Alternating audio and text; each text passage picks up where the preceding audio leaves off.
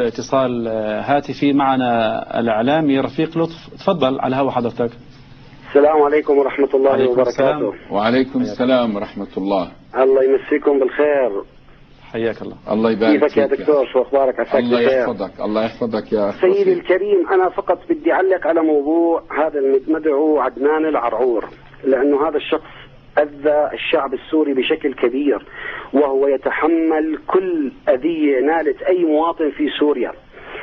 الدكتور ذكر أسماء بعض الشخصيات اللي بينوا حقيقة عدنان العرعور، واللي هو يدعي أنه ينتمي إلى هذه الفئة.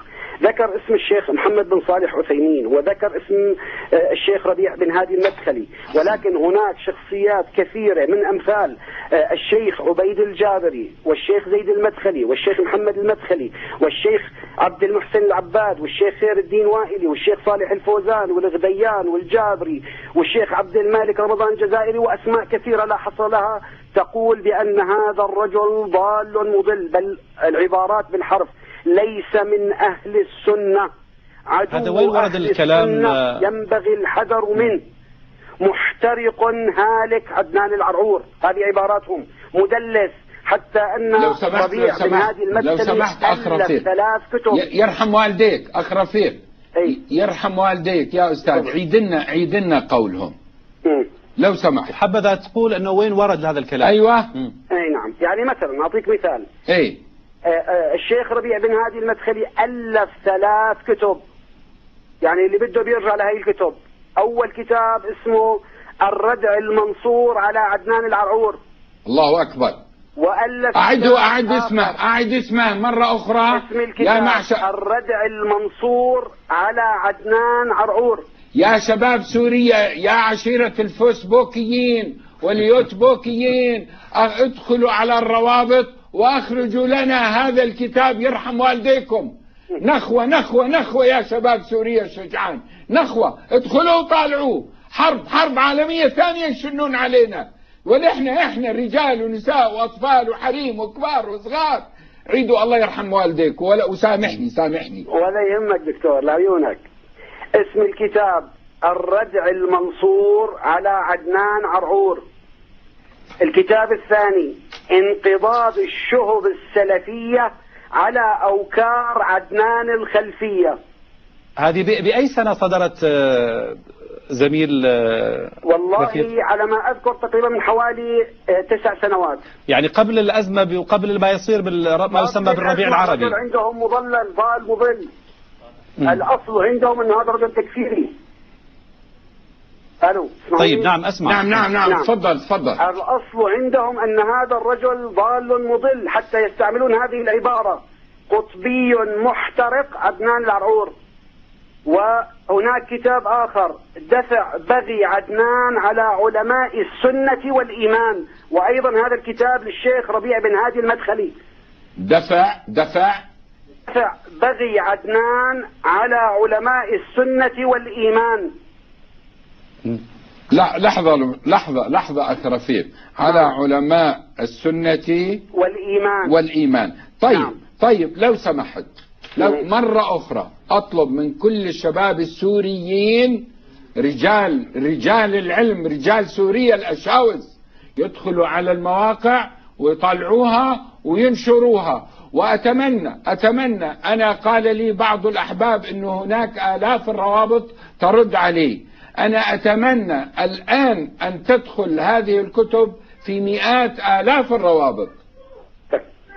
الأمر الآخر: عدنان العرعور منذ أن بدأ في الفالتوك، يعني نحن نعرفه منذ سنوات طويلة ونحن معه على حوار، وأنا أعرفه معرفة شخصية منذ أن بدأ في الفالتوك، ومن ثم انتقل إلى قناة المستقلة وعمل الفتنة في قناة المستقلة، وتم بعدها افتتاح قناة صفا اللي الآن انشطرت إلى نصفين، بجوز البعض ما عنده هذه المعلومات.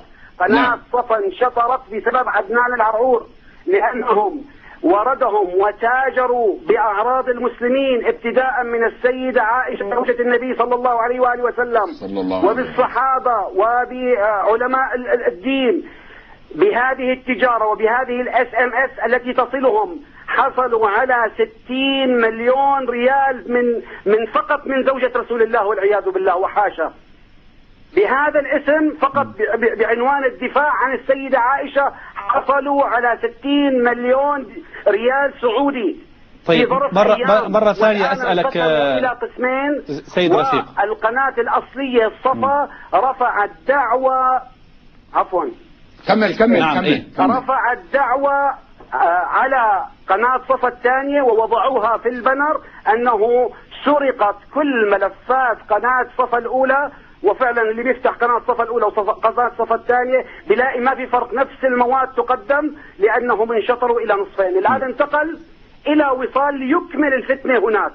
بجوز البعض يعتقد أن عدنان العرعور يعمل باسم السعودية. لا، أنا أقول هناك عقلاء في المملكة العربية السعودية لا يقبلون أبدا هذا الطرح ويخالفونه بشدة، لأن كثير من الأخوة يعتقدون أن السعودية كعقيدة تخالف وتؤيد هذا العرعور.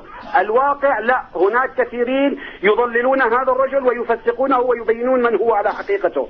أنا لا أريد أن أطيل أكثر من ذلك، بس فقط حبيت بهالعبارتين أبين حقيقة عدنان العرعور. طيب. وبتشكركم وبتشكر. أنا أشكرك سيد رفيق، وقبل ما تغادر يعني بس كلمة أنه هذه المعلومات اللي ذكرتها حضرتك وين يمكن أن يجدها المتابع والقارئ العادي؟ سيدي الكريم، يكفي الأسماء هذه اللي كتبتها. أول شيء طبعا هون عندنا في سوريا ما بتصور موجودة هذه الكتب، ولكن موجودة في شبكة سحاب. بإمكانك تفتح شبكة سحاب السلفية، موجودة في شبكة سحاب، واكتب أسماء الكتب وإذا بتحب أدلك إياهم أو سجلتهم ما بعرف. أقصد كمان هذه المعلومات اللي ذكرتها عن موضوع الوصال وصفا والمعلومات الأخيرة. معلومات وصال، اول شيء ما بحاجه وصال وصفا الى معلومات، لانه هي انشطرت والان كاتبين رافعين دعاوى على بعضهم بالعلن. يعني مكتوب بالبنر افتح على قناه صفا 2 وافتح على قناه صفا 1، يقولون ان صفا 2 قد سرقت ملفات صفا 1، وانهم الان يرفعون دعوى قضائيه. فالقناه هي نفسها اعلنت هذا الامر. طيب. ما في شيء يعني مخبى. وعدنان العرعور له قسم كبير من الأموال يدخل في جيبه من وراء هذه الSMS ومن وراء دماء الشعب السوري. أنا أتشكرك سيد رفيق لطف على مداخلة